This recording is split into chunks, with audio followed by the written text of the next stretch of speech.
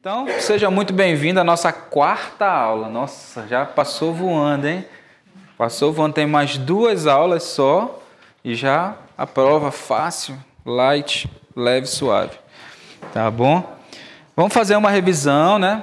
Eu espero que vocês tenham feito a tarefa da semana passada, que era dar uma revisada nas 3 aulas, nas 3 aulas, né?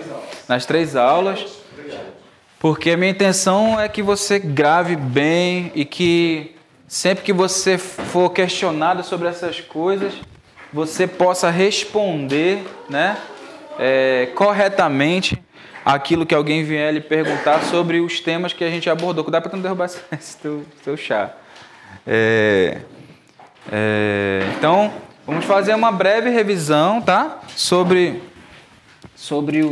o que nós falamos até nas últimas aulas, e aí a gente já entra na aula de hoje.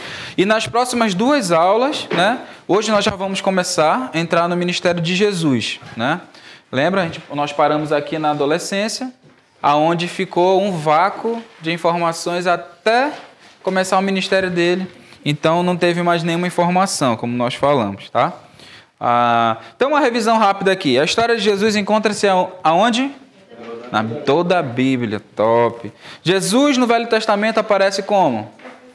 Profecias e aparições mesmo, né? A gente vê que tem alguns casos que você vê que ele não fala o nome Jesus, mas a gente sabe que é ele ali, né? E no Novo Testamento é o Jesus pessoa, Jesus histórico, né? Se for para gravar assim uma frase, coloca Jesus histórico. Se de repente perguntar lá, fica com essa daí, tá? E entre o Velho e o Novo Testamento nós tivemos um tempo onde Deus não se comunicou com os homens através dos profetas. Quanto tempo foi isso? 400 anos, muito bem. E no tempo de Jesus, a Judéia e boa parte do mundo estava sob o domínio de que império? Romano, e sob a influência do quê? Do helenismo, que é o conjunto de e costumes gregos. Muito bem, ideias e costumes gregos. Rapaz, o cara tá fera. Acho que eu vou mandar ele fazer a prova. Falamos também sobre a teocracia judaica, né? Que ela é composta pelo profeta. Muito bem. Tem um mais importante que o outro nessa história? Não. Todos eles eram uma base que sustentava essa teocracia judaica, que na realidade era Deus conduzindo o seu povo através da vontade dele. Aí, durante esses 400 anos de silêncio, surgiram as nossas queridas seitas político-religiosas, que eram os...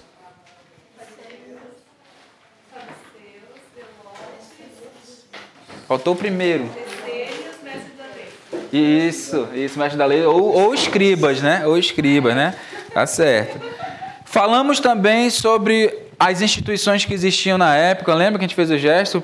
Que foi o templo, as sinagogas e o sinédrio. O templo era onde tinham os rituais, né? Todo aquele processo. Nas sinagogas eram pequenas igrejas, né? E também pequenos tribunais. Lembra que também havia julgamento nas sinagogas? E no sinédrio era o supremo, era a última instância, era quando o cara já não tinha mais chance de recorrer nem de nada, tá? E muito importante para a gente saber em relação a, por exemplo, o templo, né? A gente viu a história, tudo bem? A gente viu a história onde Jesus ficou lá abandonado no templo, né? O templo de Herodes, não é de Salomão, né? Não vão confundir, tá? Esse templo da época de Jesus era o templo de Herodes. E nas sinagogas foram muito importantes também, por quê? Porque foram usadas em diversas situações por Paulo e pelo próprio Jesus para pregar o verdadeiro evangelho. Então, essas coisas a gente tem que ficar bem gravadinho na nossa mente, tá? E o sinédrio, acho que se você quiser gravar algo de assim que você não esqueça, o sinédrio foi o lugar aonde Jesus foi condenado. E foi condenado legalmente ou não? Não. Ilegalmente por quê? Porque foi de noite. E eles não se reuniam à noite, tá? Falamos também sobre os publicanos, os samaritanos e os romanos. Aí vem uma cadeia de pessoas que os judeus odiavam, né? Odiavam todo mundo. Odiavam os publicanos por quê? Porque eles eram judeus que trabalhavam para Roma, cobrando impostos dos judeus. Aí os judeus já não gostavam desses caras. Mas Jesus falou sobre os judeus e teve misericórdia deles, né? Ele conta até aquela parábola, aquela história do fariseu e do judeu quando estava orando lá e tal, e o fariseu se achando e o judeu dizendo que ele era pecador, o publicano dizendo que ele era pecador mesmo, entendeu? Reconhecendo o seu erro. Falamos dos samaritanos, que também odiados pelos judeus. Por quê que ele era odiado? Porque eles eram misturados, os judeus eram muito nacionalistas e não gostavam de se misturar com ninguém, né? E os samaritanos, mas Jesus também amou os samaritanos, né? Ele mostrou naquela história da mulher samaritana, tá? Então Jesus amou. E nós somos samaritanos, eu já expliquei por quê, né? Nós somos verdadeiros samaritanos. Aí falamos dos romanos, que não pode nem dizer por que os judeus odiavam eles, né? Matavam, obrigavam a fazer as coisas. Então os romanos, aquele povo mau, né? Serviam a César, tinham a César como um verdadeiro rei, um verdadeiro Deus. Muito bom. Um aluno da primeira turma falou que ele assistiu, eu nunca assisti esse filme, Ben-Hur. Quem já assistiu esse filme Ben-Hur? Ele falou que fala bem sobre essa história dos zelotes, brigando com os romanos. Aí eu não sabia, eu vou assistir agora para ver como é que é. Falou, caralho, igualzinho que tu tava falando. Você falou, que bom, né? Que ele prestou atenção nisso daí. Então, aí já é um filme para vocês assistirem lá, tá bom? E também falamos e deixamos bem claro que Jesus veio na plenitude dos tempos. Ele não veio antes, ele não veio depois, ele veio exatamente quando o mundo precisava que esse Messias chegasse. Então, Jesus não veio adiantado e nem atrasado, ok? Falamos também, aqui já está aqui, sobre a pré-existência de Cristo, que ele é eterno. A gente usa essa frase pré-existência, mas ele não tem pré-existência e nem final, ele não tem início nem fim, ele é, como ele mesmo disse, né? Eu sou, antes de Abraão, eu sou. Então, fique bem claro isso. Esse Jesus que o histórico é só o Jesus encarnado, mas ele existe há muitos e muitos tempos. Falamos sobre a pré-concepção de Cristo, que foram aqueles acontecimentos, os anjos aparecendo para Zacarias, aí veio informar que ele ia ser pai, ele não acreditou, ficou mudo. Meu filho até hoje fala, filho, como é que Zacarias ficou? Ele era assim. E também apareceu para Maria, confirmando lá a história de José, para José ficar despreocupado, poder pentear a cabeça dele normal, sem problema nenhum, né? Falamos também sobre a infância de Jesus, tudo que aconteceu, né? Como ele nasceu, aonde ele nasceu, a ida dos pais dele lá para Belém, para que se cumprissem as escrituras, né?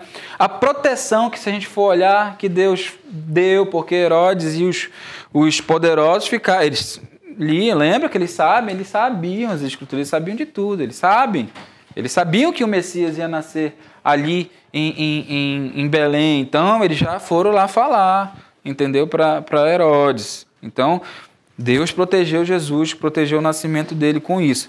Aí falamos por último, na última aula, sobre a adolescência e juventude de Jesus, que foram poucas linhas que Deus deixou, mas com muito ensinamento. Jesus cresceu em sabedoria, estatura e graça diante dos homens e era, jovens, a quem? Muito bom, muito bom. Mesmo que o pai seja chato, igual eu, sim. Mesmo que o pai seja chato. Então, nessas próximas 2 aulas, como eu falei, nós vamos entrar no ministério de Jesus em si. Vamos dividir em 2 partes aí. É muita coisa. E olha que eu ainda tirei aqui algumas coisas. E por isso que eu até coloquei aqui, você já tem na sua folhinha aí, vai ser a sua tarefinha da semana, você fazer também, completar alguns outros acontecimentos aí no ministério de Jesus. Não tudo, mas alguns eu botei para você fazer em casa. Ok? Aí você já pode começar anotando aí na sua apostila. O ministério de Jesus tem a sua inauguração quando ele tem aproximadamente Quem sabe? 30 anos, pode colocar aí. Aí eu estava pesquisando, sabe, sobre esse negócio dos 30 anos, e como eu falei para vocês, a gente vai mexendo, a gente acaba descobrindo coisas que a gente nem tinha parado para pensar antes. Por que 30 anos, né? Falei, pô, por que Jesus não estava manjando de tudo aqui? Porque ele não começou logo esse negócio, né? Terminava mais cedo, ia mais cedo ficar de férias, guardando. Mas olha só como é que são os judeus. Cheio de 9 horas, né? Aí eu fui descobrir. Para o judeu, até os 30 anos, vocês não são nada. Eles nem ligam porque vocês falam. Se o cara vier ensinar alguma coisa, é como se fosse o vento aqui no ouvido dele. Olha só como é que funciona. Até os 30 anos, aos 30 anos, o judeu considera que o homem está na plena forma, plena saúde, está beleza. Dos 30, plena força. Dos 30 aos 40, que é o caso de Jesus, quando ele começou o ministério dele, ele já estava com um conhecimento bem adquirido das coisas, da vida, das escrituras, que seja. Dos 40 aos 50, ele era um momento onde ele era bem respeitado, né? Ouvido para conselhos e tudo mais. Já era um estágio avançado da vida de um homem para o judeu, né? Então, o que a gente pode aprender com isso é que, com essa idade madura de Jesus, primeiro, Deus não escolhe só os mais novos para o ministério, né? A gente já está, eu já estou com 39, né? Tem gente que já está com mais do que isso, 40, 50, 60, então não serve mais para nada no Evangelho, no reino de Deus. Mentira, né?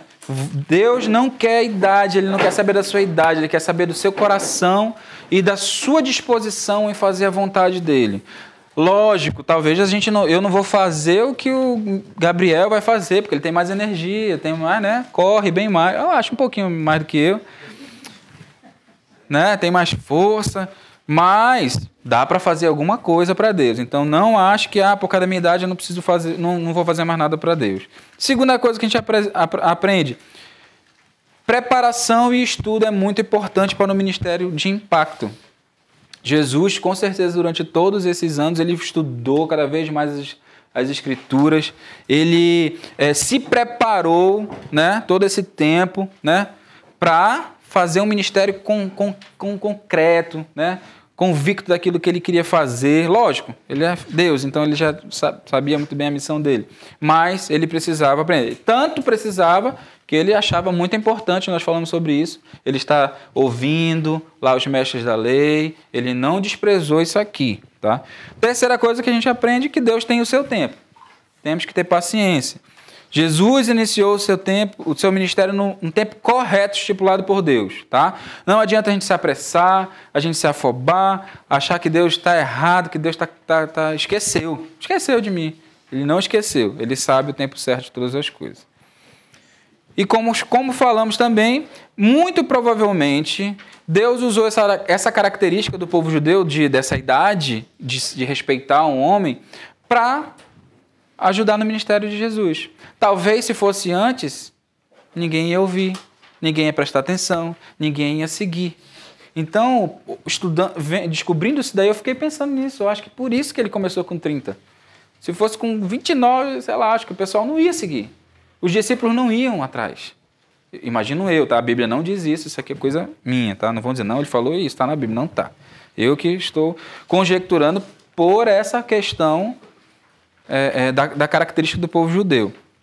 Mas Paulo dá uma pista para confirmar isso que eu estou pensando, lá quando ele fala com Timóteo. Não sei se vocês já leram essa história, que ele fala assim: Timóteo, não ligue, mais ou menos assim, não ligue se alguém falar que você é jovem, mas seja exemplo na fé, tarará, e falou várias coisas para ele. Vai e pregue o evangelho. Ele falou, não ligue.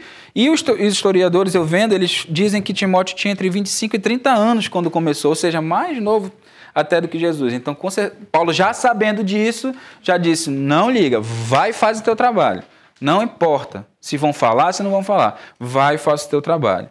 Tá bom? Então, é uma pista de que realmente, talvez Deus tenha usado isso para ajudar no ministério de Jesus.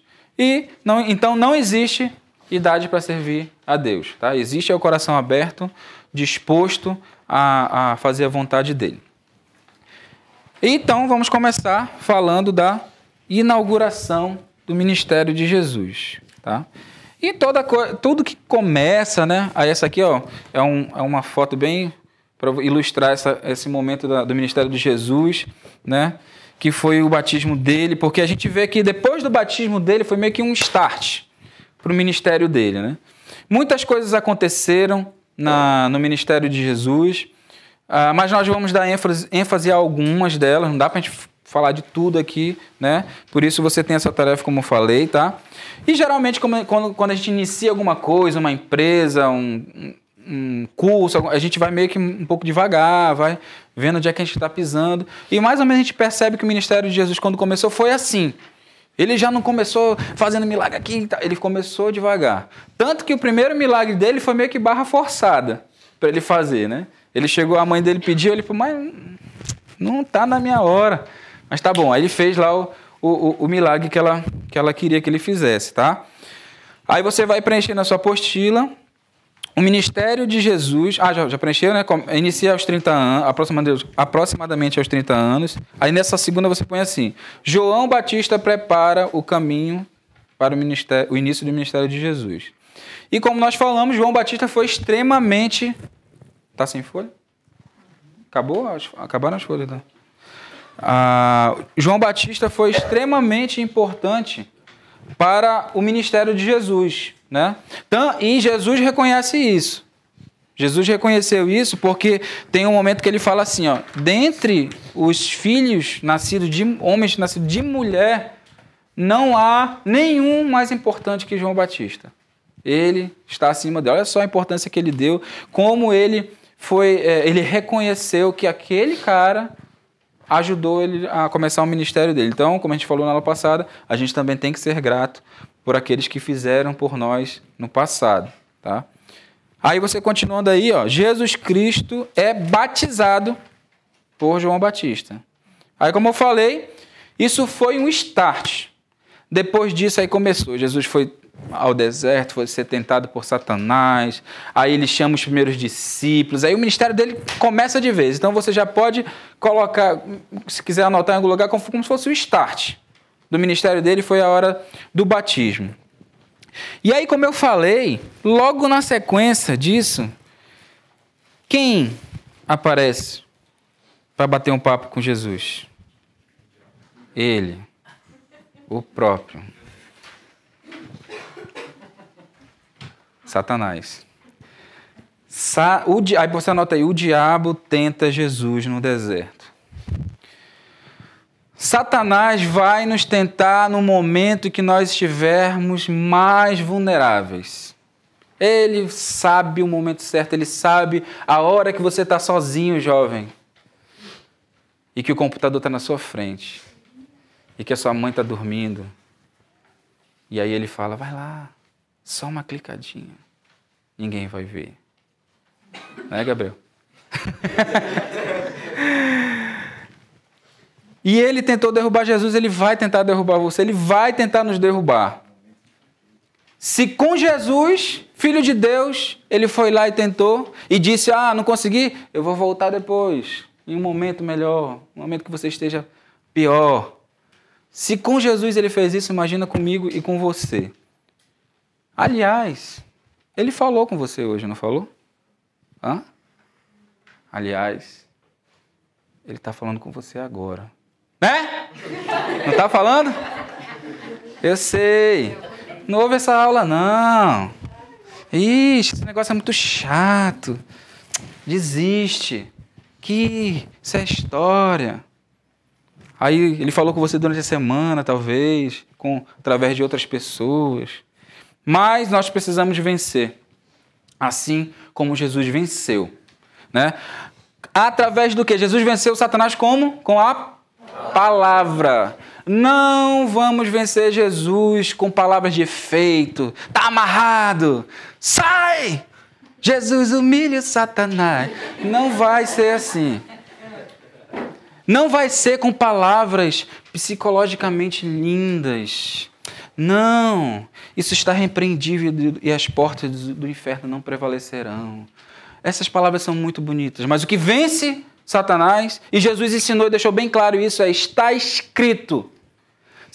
Todos nós aqui sabemos a nossa área de fraqueza, eu sei a minha, você deveria saber a sua. Então, no momento que você tem que ter versículos gravados, memorizados, como Jesus tinha, porque ele não estava lá na hora, tá? Tudo bem, ele não falou a referência, eu sou da linha de Jesus, Jesus não falou a referência, então eu decoro muito versículo, a referência eu vou depois dar uma olhada lá, tá? Mas ele disse, está escrito. Então, se você tem problema com a língua, tem que ter um versículo que fala isso. Se você começa a pensar muitas coisas ruins, começa a viajar nos seus pensamentos, você tem que ter um versículo falando sobre o que tem que estar no seu pensamento. Cada um sabe qual é a sua área de fraqueza. E Satanás, principalmente, sabe. E na hora que a gente está, aí ele vai e dá mais uma pontada. Então, que a gente possa fazer como Jesus e vencer Satanás através da palavra, ok? Aí, na sequência, Jesus chama os primeiros discípulos. Vocês são muito inteligentes. Uma coisa curiosa, quando Jesus chamou os primeiros discípulos, está bem claro, era o início do ministério dele. Os discípulos não foram... Aí tem aí para você preencher aí, ó.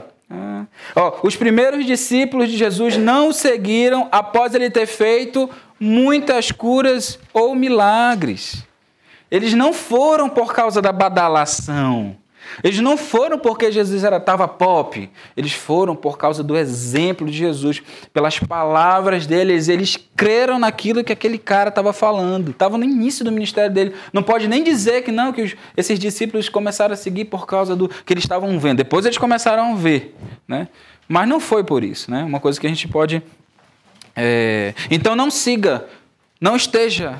É bom você estar aqui na igreja, ótimo. Mas não esteja aqui na igreja só porque você quer alguma coisa, receber alguma coisa. O pão, o emprego, o dinheiro, a namorada, o namorado. Esteja porque você quer conhecer Jesus, porque você crê que Ele é o Filho de Deus, porque você crê que essa palavra é verdadeira e que ela é viva, tá? Então, faça como esses primeiros discípulos que foram, mesmo sem ter visto muitas coisas. Apesar de que a gente vê muitas coisas todos os dias, né? E o primeiro milagre de Jesus, quem é que sabe, foi a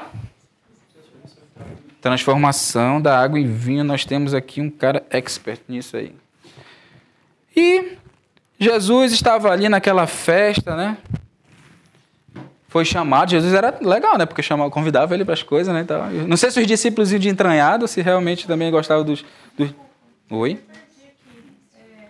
Eles o seguiram por seu exemplo? Seu exemplo e por suas palavras. Ah, tá. E ainda completa aí, ó. Nosso exemplo vai atrair antes das nossas palavras, tá? Por seu exemplo e por suas palavras. E, na sequência, você vai colocar o nosso exemplo vai atrair antes das nossas palavras. E o primeiro milagre de Jesus foi a transformação da água em vinho. Jesus viu aquela necessidade. Era tão importante ele fazer aquilo? Trazer bebida para o povo. Mais um pouquinho de cachaça. Era importante? Não tinha a menor importância aquilo ali. Mas, sabe, a mãe pediu, Jesus... Entendeu? Pô, talvez. Aí já estou viajando, tá aqui, tá? Aí Jesus, de repente, o casal estava lá na festa, sei lá, o pessoal fica chateado na hora da festa, ia acabar lá o vinho, não sei o quê, aquilo talvez fosse uma vergonha. Tá bom, foi fazer. Aí ele pegou, disse lá para os caras: olha, tem aquele. Tá com água ali? Enche ali aqueles que não tem nada, enche de água ali aqueles potes. Aí os caras foram enchendo.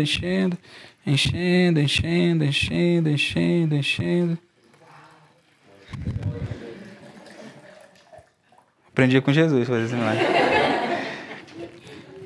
E ele fez aquele milagre naquele momento que talvez nem era. Ó, tinha até um negócio de girar assim de Jesus. Aí eu vou pedir para... Aí ele pediu para alguns serviçais, eu vou pedir para um serviçal, meu amigo aqui. Serve aí, pessoal. Coloca um pouquinho de vinho aqui para eles provarem o vinho do milagre, da unção. Cuidado para tu não derramar aí. Para quem quiser, quem não quiser não precisa, tá?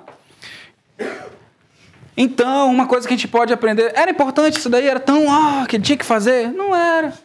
Então, às vezes a gente pensa assim, meu pedido, nem vou pedir de Jesus, porque esse pedido, não tem nada a ver eu pedir isso dele. Jesus diz assim, vocês não têm porque vocês não pedem. E quando pedem, não recebem porque pedem por motivos para gastar com os seus próprios. É doido, rapaz, esse cara decorado o versículo. Mas ele diz, peçam. O não você já tem, o não é garantido. Vamos atrás do sim. Eu sempre digo isso, pessoal. Vai atrás do sim. O não já está certo que vai ter. Tá?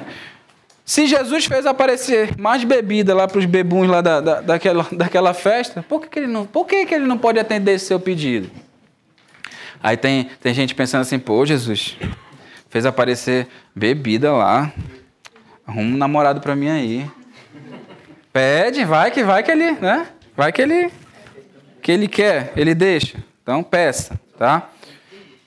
Aí na sequência você coloca aí, Jesus não quer que o templo de Deus seja usado para o comércio.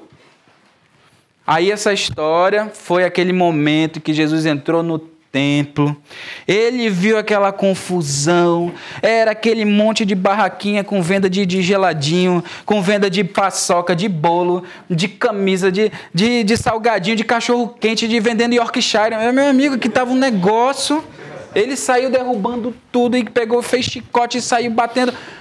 Por quê? Ele disse que o templo, a casa do pai dele, o propósito não era aquele. O propósito do templo não é aquele. Era oração. Oração. Buscar a Deus. Tá? E esse templo, onde ele fez isso, era o templo de? É o templo de? Eita. É o templo de?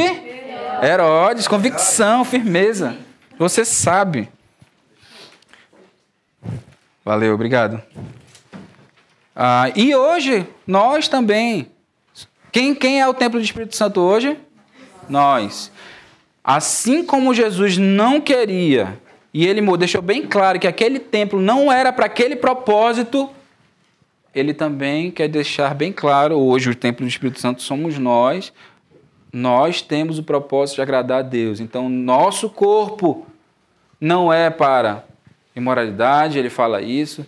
Nosso corpo não é para fazer nada que seja de desagrado da vontade de Deus. Seja o que for o que você estiver passando pela sua mente, o nosso corpo também serve para agradar a Deus, honrar a Deus, tá?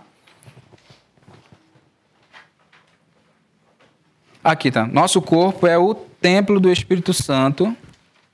Templo do Espírito Santo.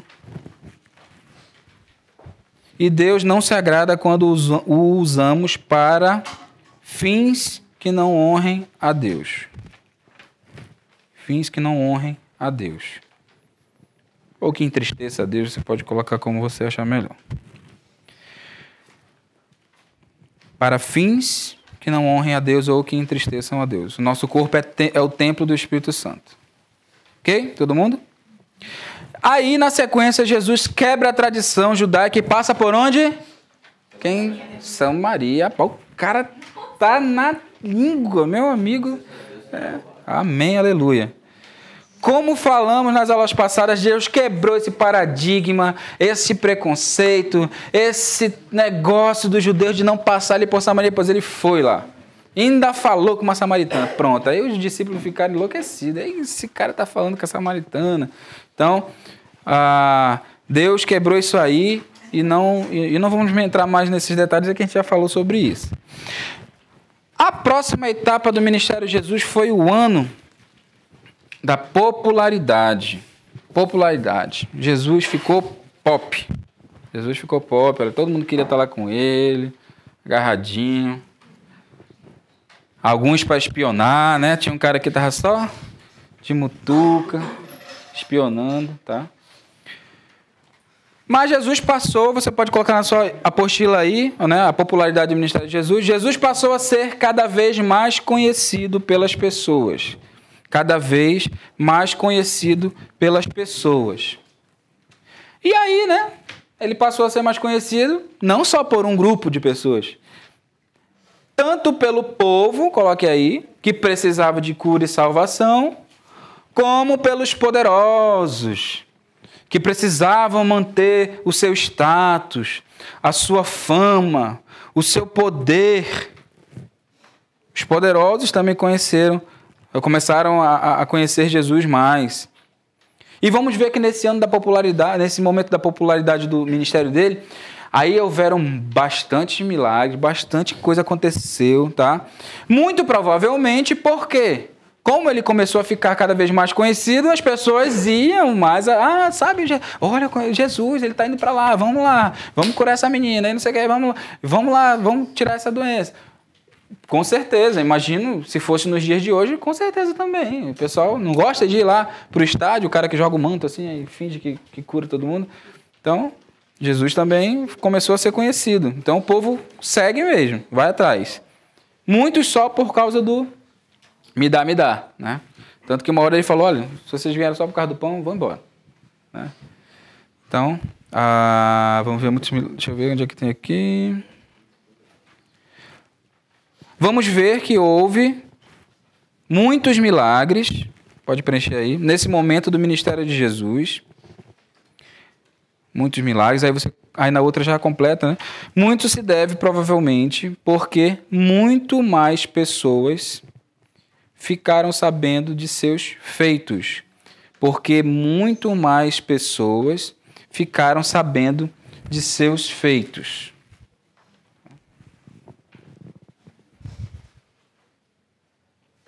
E o procuraram.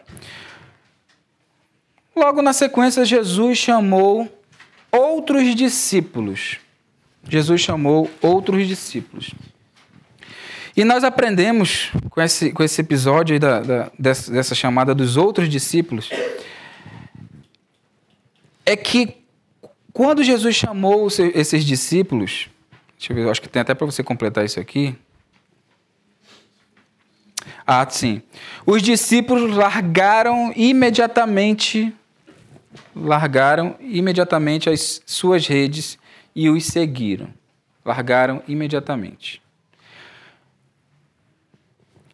Assim também, eles não ficaram, eles largaram, porque aquelas coisas ali, se eles fossem continuar com aquilo, eles não iam conseguir seguir Jesus, eles não iam conseguir cumprir. Não iam atrás. Jesus andava muito, estava hoje numa cidade, depois estava em outra. Eles não iam conseguir. Então, eles largaram tudo, deixaram lá. Assim também, nós. Você sabe quando é Deus que está falando com você, você sabe quando é Jesus que está chamando você para uma missão, para alguma coisa. O que é? Será que a gente já largou as nossas redes? Aquilo que prende, aquilo que nos amarra, que não nos deixa seguir? Você já largou as suas redes? Uma pergunta retórica. A rede do dinheiro, de querer ganhar dinheiro? Não, eu vou trabalhar mais um pouquinho, vou faltar ao culto, vou trabalhar mais um pouquinho porque é para ganhar dinheiro. Não, eu não vou para o grupo de oração, não, ou para o grupo de oração, amizade, desculpa. Grupo de amizade, porque eu tenho um jogo, eu não vou para o grupo de amizade porque eu tenho que trabalhar mais um pouco, 2 horas. Será que você vai perder tanto dinheiro assim? Será que você já conseguiu largar as redes do sucesso a todo custo? Não, eu quero passar na Receita Federal, então eu vou largar a igreja, vou largar tudo, eu não vou para o ministério, não vou mais para culto, porque eu tenho um exemplo de uma menina lá em Manaus, que ela passou na OAB.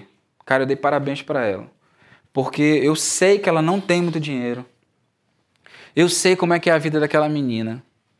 E ela pegou um ministério pesadíssimo esse ano. Eu me assustei quando ela aceitou, porque era ano de OAB, ano de final de faculdade, ano de OAB. Ela aceitou. Ela não fez cursinho preparatório para a OAB. Ela só estudava, ia para a aula, ia para a faculdade, estudava, e adivinha? Passou. Deus abençoa quando você é fiel, quando você larga aquilo que te prende. É Ele que faz. Quando a gente começa a ficar... Não, acho que Jesus ele é muito fraquinho. Acho que é melhor dar um tempinho aqui, porque Jesus não manja muito, não. Eu que manjo. Eu sei quanto tempo que eu tenho que ter para estudar, quanto que eu tenho que ganhar. Aí, com as suas próprias forças, você não vai para lugar nenhum. Então, será que você já largou as suas redes da imoralidade, daquele pecadinho gostoso, que você ainda quer ficar mexendo, cutucando naquela ferida? Será que você já largou as suas redes do orgulho? As suas redes do conforto? Não, vou ficar aqui na minha casa. Está quentinho. Por que eu vou para o Seníbio? Será que você já largou? Quais redes ainda o impedem de seguir Jesus? Pense aí uma coisa, não precisa ser muito não. Ninguém vai ver, ninguém vai olhar, é você e Deus aí. Você sabe qual é a rede, qual é aquilo que você não está conseguindo largar para fazer bem aquilo que Jesus quer que você faça. Essa rede eu ainda não consegui largar, e você põe aí do lado. O que é que está lhe empatando? Jesus, na sequência, depois que você escrever essa sua rede aí, o que está lhe empatando, aí na sequência você anota aí, ó, Jesus realizou a pesca maravilhosa com seus discípulos. Foi aquela festa, eles não estavam conseguindo, aí Jesus pegou e disse, faz assim, aí fizeram o que ele mandou, aconteceu o milagre, né?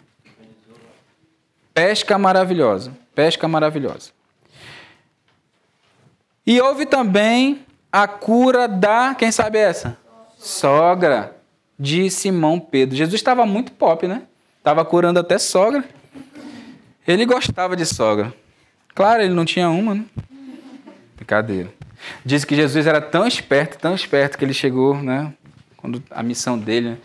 Aí Deus disse, você vai ter que ir lá. Aí ele falou, olha, eu vou descer, eles vão me cuspir, eles vão me bater, eles vão me pregar numa cruz, eles vão me furar. Agora, casar, eu não vou casar, não. Não quero sogra. Papo, ele não falou isso, não. Olha a câmera. Beijo, sabe?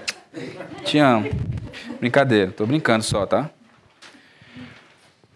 Aí, também, um homem paralítico, fazia 38 anos, foi curado por Jesus em um tanque chamado Betesda, em Jerusalém. Tanque. Betesda, em Jerusalém. Então, observação, Betesda não era um lugar, era o nome do tanque, tá? Então, por onde Jesus passou por Betesda? Não existe, o nome do tanque que ficava em Jerusalém era Betesda, tá? Pode. Esse é o tanque que falava que os anjos vinham? Sim, esse mesmo. Eu tenho curiosidade sobre isso. Realmente é dos anjos que vinham ou é algum tipo de lenda aqui? Não, se está ali é porque era anjo mesmo. Está na Bíblia é porque era anjo. Eu não vi, mas a Bíblia diz, eu confio na Bíblia plenamente. Então, é um tanque, eu vi uma foto, era grande, era um negócio interessante lá. Procura na internet, tanque de Betesda. Ainda tem as ruínas hoje, não tem mais o tanque em si. E a história foi interessante, né? Jesus chegou ao local, todo mundo sabe, né? Ou alguém, vocês vão lembrar. Chegou lá, aí aí diz lá, ele ficou sabendo de quanto tempo aquele cara estava daquele jeito e chegou com o cara e perguntou, você quer ser curado? Eu acho que aquele cara ele era fleumático, melancólico. Pela resposta que ele deu. Porque ele falou assim, não, Senhor, é porque não tem ninguém para me ajudar a subir aqui no tanque, sniff, ó vida, ó céus. Se fosse um cara colérico, Jesus chegasse com essa conversa, quer ser curado? Não, eu estou aqui só passeando, estou sem brincadeira, 38 anos aqui, eu gosto de ver, olha só as pessoas passando, o anjo vindo aqui balançando e eu aqui lesando, olhando para o nada. Eu acho que ele era colérico, mas também se ele desse uma resposta... ele era fleumático, mas também se desse a resposta a segunda, ele não ia ser curado, não. Então, por favor, não dê essa resposta para Jesus. Tá? Mas brincadeiras à parte, com essa história a gente consegue ver que, na realidade, desde o princípio, né, quando o homem pecou, Deus sabe de tudo. Ele chega lá com Adão, e aí, o que foi que rolou? Mas ele já sabia. Por que ele perguntou? Se fosse não, porque ele está perguntando, já não sabe. Na realidade, o que ele quer é que você confesse. Ele quer que você fale. E nesse caso dele aqui, que pode ser para a gente, Ele quer que a gente reconheça a nossa dificuldade, o nosso problema, o que a gente precisa, Ele quer que a gente fale. Senhor, eu sou muito estressado, me ajuda. Me dá formas de não ser estressado ou de melhorar o meu estresse. Senhor, eu sou muito preguiçoso. Ele quer que você fale. Senhor, eu tenho essa doença aqui. Me cura. Ele quer que você fale. Ele quer que você reconheça. Ele quer que a gente saia do nosso pedestal, do orgulho, de não, tá tudo bem. Vai no grupo de oração. Não, eu vou orar pela minha tia que mora na Síria. E você? Não, é porque... Quando a gente faz isso, geralmente é porque a gente quer dizer que a gente está bem e que a gente vai orar por outra pessoa. Tem gente que diz assim, não, a minha oração é a sua oração, eu oro por você. Oh, fariseu. No grupo de oração, aí já fica para o jovem, eu acho que o pastor Felipe falou sobre isso, inclusive acho que no culto do domingo. Seja egoísta. Ore por você, fale o que você está precisando, meu amigo. Tudo bem, não tem problema, vamos orar lá pela sua vozinha, pela sua mãe, pelo seu tio. As coisas que acontecem, que às vezes também nos afligem. Mas fale de você. Os maridos, eu falo no meu GA, não vou falar dessa mulher lá não. Não, vou orar pela minha mulher. Não, deixa que ela está orando lá por ela. Agora vamos falar de nós aqui. O que a gente tem que mudar, o que a gente precisa, o que a gente tem que pedir de Deus para mudar. Porque a nossa mulher a gente não vai conseguir mudar. E ela também não vai conseguir mudar a gente. Então, ore por você, peça a sua oração, fale com Jesus. Peça pela sua mulher, mas peça por você, para de ser orgulhoso. Você também tem problema, você também tem defeitos. Ok? Então, eu acho que é uma das coisas que Jesus queria ensinar, pedindo para ele falar. Fala, quer ser curado? Quer? Então tá bom. Então, não, a gente brincou aqui, mas na realidade Jesus queria era isso dele. Nesse período de popularidade do ministério de Jesus, aqui eu já falei, né? Jesus quer que a gente reconheça a nossa necessidade, tá? E peça ajuda a Ele. Reconheça a nossa necessidade e peça ajuda a Ele. Aí, nesse período de popularidade do ministério de Jesus, período de popularidade, também ocorreu algo muito importante, que foi a ordenança dos 12 apóstolos. Ordenança dos 12 apóstolos. Popularidade, algo muito importante, que foi a ordenança dos 12 apóstolos. Observação, momento cultural. Para ser apóstolo, é necessário que você tenha visto ou andado com Jesus. Existe alguém hoje, aqui na face desta terra, com mais de 2000 anos? Então não tem apóstolo. Então qualquer cara que venha se autoproclamar apóstolo de Jesus, não, porque Jesus veio falar comigo. Aí você já fica de olho na história. Porque quem gosta desses títulos, dessa coisa separada, quem é? Quem era que gostava do nome deles? Fariseu significava o quê? Separado, especial. Eu sou fariseu, separado. Eu sou apóstolo. Não, ser chamado de pastor não é suficiente. Tem que ser apóstolo. Cuidado com essas histórias aí. E esse momento foi quando Jesus deu a missão para eles. E falou, galera, é o seguinte... A missão de vocês é essa, vai ser assim, assim, assado, não vai ser fácil, vocês vão ser perseguidos, eu fui, vocês vão ser, então não vai ser fácil. Eu imagino a cara deles bem assim, poxa, pensei que ele ia só dar poder para a gente, e caía. Jesus deixou bem claro, ou seja, essa história de que do evangelho... Fácilzinho, tudo bem, não tem problema, isso é balela. Porque para os apóstolos dele não foi e para a gente também não vai ser. Guardadas as devidas proporções, né? Talvez a gente morra por causa do evangelho. Tá bem, eu acho que está batendo a porta esse momento de a gente ser morto mesmo, preso. Vai chegar um momento que o pastor Jefferson não vai mais poder falar sobre homossexualismo, ou ele vai ser preso, vai ser morto. Vai chegar, espere. Espere. Eu espero que a gente já esteja lá na glória nesse momento. Mas, né? A gente nunca sabe qual é a missão que... Vai que Deus quer que todo mundo aqui passe por isso e a gente seja mártir. Né? Glória a Deus. Né? É uma honra morrer por ele, de qualquer forma que seja. Jesus... Ah, tá. É porque isso aqui não está na apostila de vocês. Jesus também fez uma advertência sobre as cidades que não se arrependem, né? Ele fala de Corazim, Betsaida e Cafarnaum. Aí ele diz, olha, fala para essas 3 cidades, ai de você, Cafarnaum, que se tivesse feito os milagres que fiz em você, na cidade tal, haverá menos rigor para Sodoma e Gomorra do que para você, porque vocês não se arrependeram e tal. Para as nossas vidas, né? Porque é muito bom a gente ler e achar que é só com o outro. E para a gente? Quantas vezes a gente vê o milagre de Deus na nossa vida, ele vê as bênçãos, vê o que ele nos dá e a gente não reconhece, a gente não se arrepende, desde as pequenas coisas até as maiores. Então, isso é algo que a gente tem que também pensar e nos arrepender das nossas falhas, daquilo que desagrada a Deus. Aí na sua apostila você pode colocar aí na sequência, Jesus é ungido por uma pecadora e ele conta a parábola dos 2 devedores. Jesus é ungido por uma pecadora e ele conta a parábola dos 2 devedores.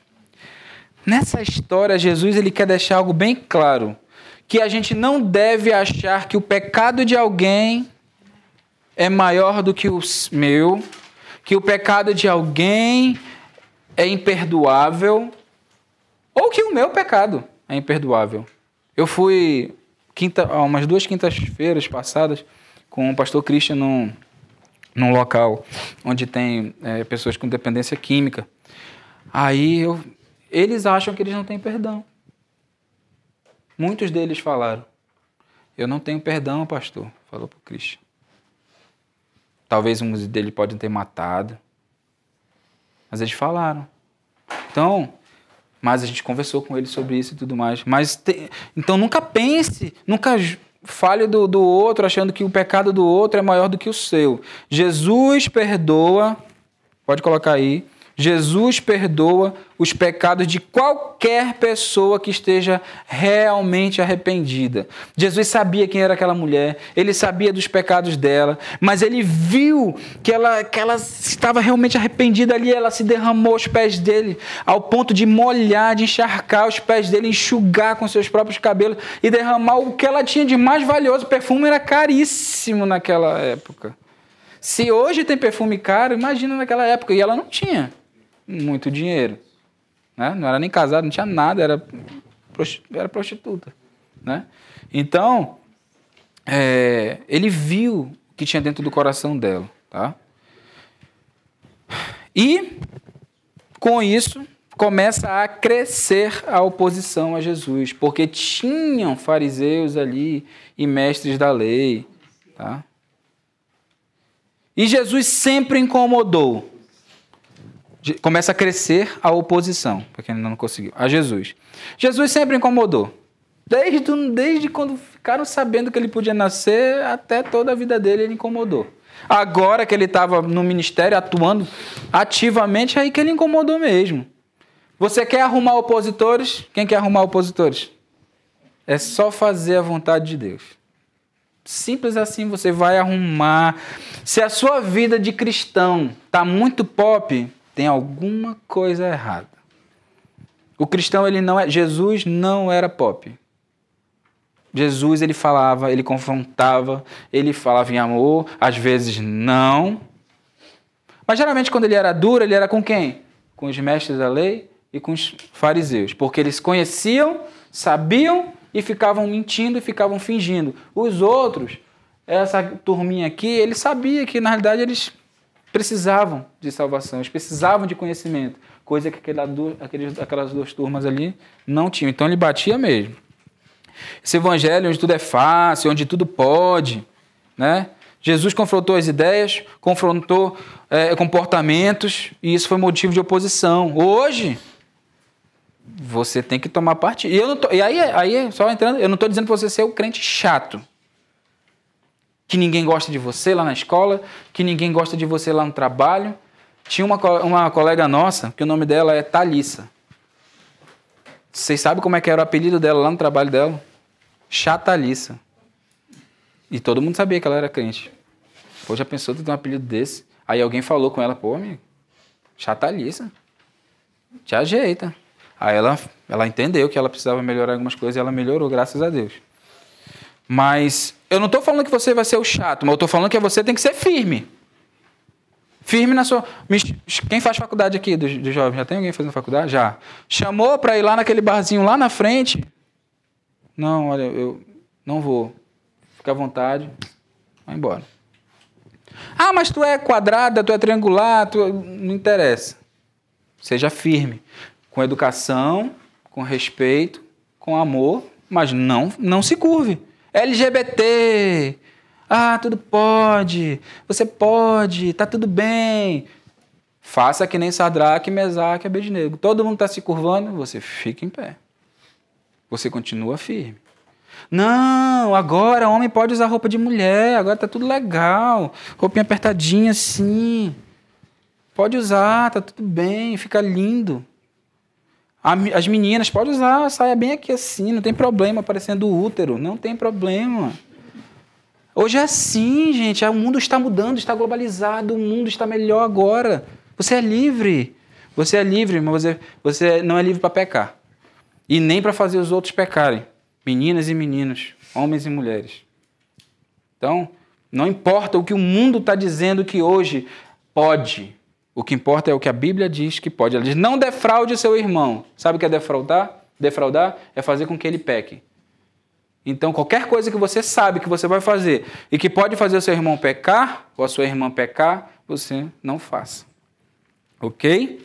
Tá? E a turma do nada a ver sempre vai existir. Não tem nada a ver isso aí. O pastor Edinho que fala que é o demônio, né? O demônio do nada a ver. Diz que nada a ver, tá tudo bem. Mas siga firme. Vale mais a pena obedecer a quem? Do que aos homens. Então, pronto. Quando começamos a fazer o que agrada a Deus, os opositores começam a acontecer. E isso aconteceu com Jesus, é normal que aconteça com a gente, ok? Jesus fala sobre o único pecado imperdoável. Um único pecado imperdoável. Que é quem sabe? Blasfêmia contra o Espírito Santo. Jesus fala sobre isso, e isso é um negócio que pegou também para ele, tá? De ter falado sobre isso. Quem blasfêmia contra o Espírito Santo, simples, rápido e fácil, sem nada de história, de lenda. Blasfêmia contra o Espírito Santo é quando você rejeita o Espírito Santo. Você não quer receber o Espírito Santo como? Não aceitando Jesus como seu Senhor. Qualquer outra coisa que vem inventar que blasfêmia contra o Espírito Santo é quando você fala isso, é quando você fala aquilo. Só para ver. O que você precisa fazer para ir para o inferno? O que você precisa fazer para não ir para o inferno? Acabou. Então, imperdoável só tem uma coisa. Que é não aceitar Jesus. E isto é a blasfêmia contra o Espírito Santo. Não se deixem levar por história, por lenda, por negócio de pastores que querem ficar aprisionando você e querendo lhe amedrontar. A blasfêmia contra o Espírito Santo é isso. Simples assim. Anote na sua apostila e grave na sua mente para sempre. Ok?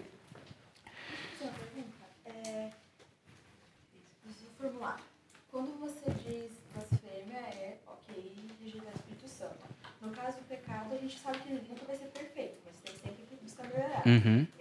No caso, quando você busca fazer sempre certo, é mais em relação à agradar no céu? Sim, e você quer agradar a Deus, né? Porque se a gente for pensar, não, eu vou começar a fazer isso, que é para eu ganhar a salvação, então não é pela obra de Jesus, é para a minha obra.